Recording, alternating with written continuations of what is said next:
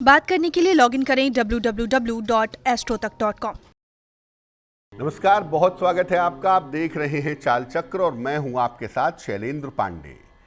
सबसे पावन महीना, सबसे खूबसूरत महीना और सबसे आनंददायक महीना सावन कल से शुरू होने जा रहा है। हम आपको एक दिन पहले ही ये बताएंगे कि इस बार के सावन में आप कौन से उपाय करें, कौन से प्रयोग करें, कैसे पूजा उपासना करें कि भगवान शिव का वरदान, भगवान शिव का आशीर्वाद आपको मिल सके। सबसे पहले जानते हैं कि जो सावन का महीना है, इसकी महिमा क्या है, इसको पवित्र क्यों मानते हैं। देखिए, सावन का जो महीना है ये हिंदुओं के पवित्र चातुर्मास में से एक महीना माना जाता है और सावन के महीने के अधिपति, सावन के महीने के स्वामी भगवान शिव हैं। इस महीने का संबंध पूरी तरीके से भगवान शिव के साथ माना जाता है। ऐसा माना जाता है कि सावन के महीने में ही समुद्र मंथन हुआ था और भगवान शिव ने हलाहल विष का पान किया था।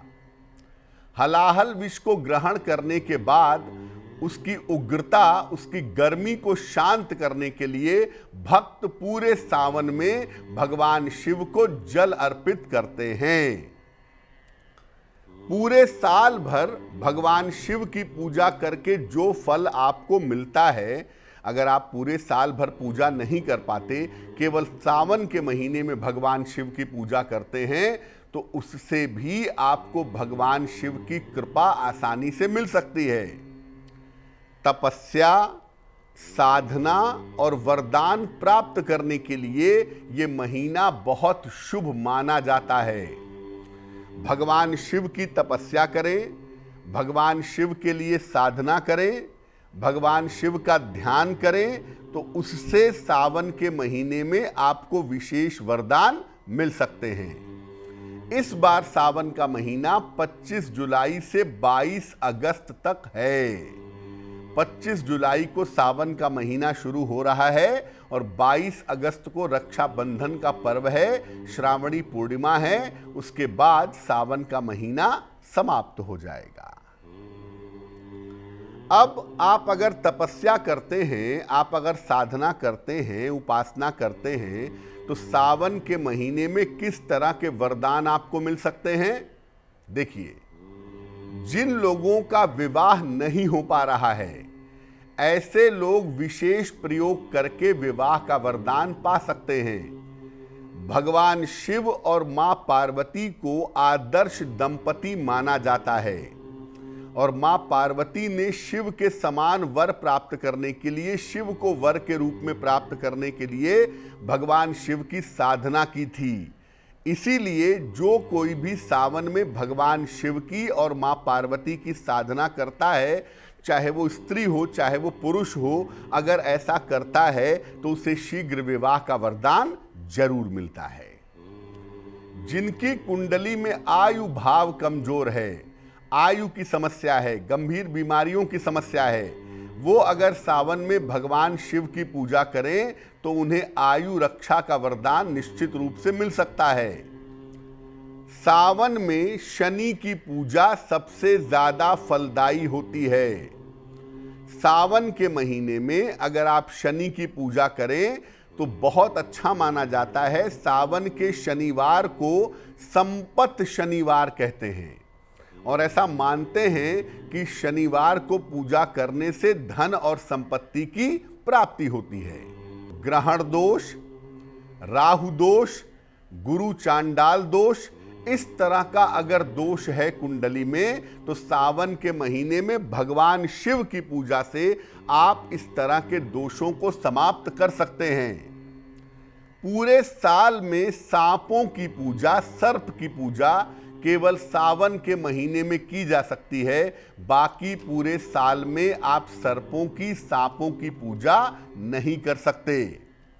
और सर्प की पूजा के विशेष फायदे जीवन में होते हैं। सावन के महीने में एक पर्व आता है, नाग पंचमी का पर्व। नाग पंचमी के पर्व पर अगर आप सांपों की, सर्पों की पूजा करते हैं तो उससे विशेष तरह के फायदे होते हैं, कुंडली में विशेष तरह के जो दोष हैं वो निश्चित रूप से दूर हो जाते हैं। अब आपको बताते हैं कि सावन के महीने के नियम क्या हैं और सावन के महीने की सावधानियां क्या हैं।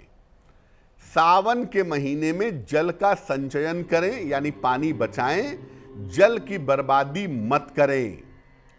सावन के महीने में साग, जिसको शाक कहते हैं, लीफी वेजिटेबल्स, शाक और पत्तेदार चीज़ों का सेवन नहीं करना चाहिए। जो पत्ते वाली साग आती है या पत्ते वाले जो सब्जियां आती हैं, जहां तक संभव हो शाक से और पत्तेदार चीज़ों से, लीफी वेजिटेबल्स से परहेज करना सावन में जरूरी है। सावन के महीने में बासी और भारी खाना, मांस मदिरा का प्रयोग भी मना है। सावन के महीने में बासी खाना मत खाइए, भारी खाना मत खाइए, जहां तक संभव हो मांस मदिरा के प्रयोग से बचिए। इस महीने में तेज धूप में घूमने से बचें। वैसे सावन में ज़्यादा समय बरसात होती है, धूप कम निकलती है, लेकिन धूप बड़ी तेज निकलती है, तो धूप में घूमने से बचें, नहीं तो आपको कंजक्टिवाइटिस और अन्य संचारी बीमारियां, जो इन्फेक्शन वाली बीमारियां हैं, वो आपको हो सकती हैं। सावन के महीने में धूप में घूमने से बचना चाहिए और कम्युनिकेशन वाली बीमारियों से, संचारी बीमारियों से बचने का प्रयास करना चाहिए। अब ये जानते हैं कि सामान्य रूप से सावन में पूजा कैसे करेंगे। देखिए, वैसे तो सावन में आपको नियमित रूप से पूजा करनी चाहिए, लेकिन सावन के सोमवार बड़े कीमती होते हैं। पहला सावन का सोमवार इस बार 26 जुलाई को रहेगा, तो कम से कम सावन के हर सोमवार को उपवास रखें और पूरे सावन में शिवलिंग पर रोज सवेरे जल चढ़ाएं और रोज बेलपत्र अर्पित करें।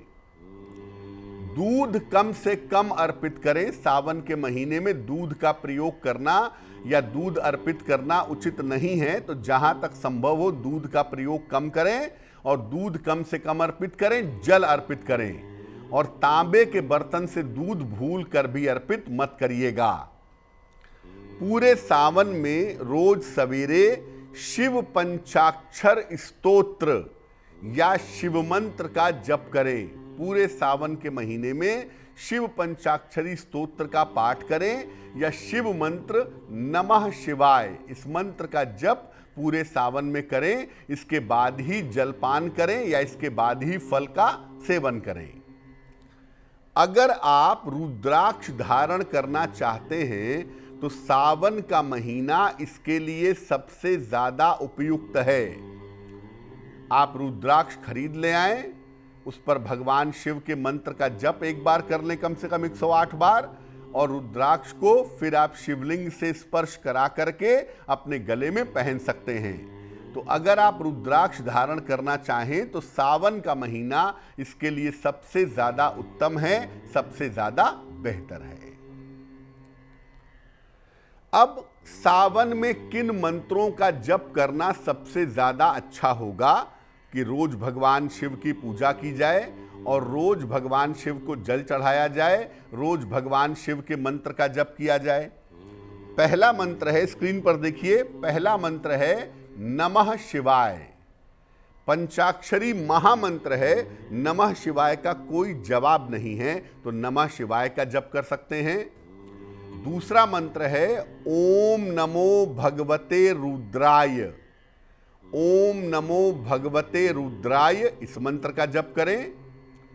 तीसरा मंत्र है ओम चंद्रशेखराय नमः।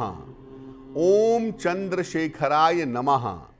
और चौथा मंत्र है, खास तौर से विवाह के लिए प्रयोग किया जाएगा, जिनको जल्दी शादी करनी है, वो मंत्र है ओम उमा महेश्वराभ्याम नमः। ओम उमा महेश्वराभ्याम नमः। इस मंत्र का सावन में निरंतर जप करते रहने से विवाह का वरदान जल्दी से जल्दी मिल जाता है।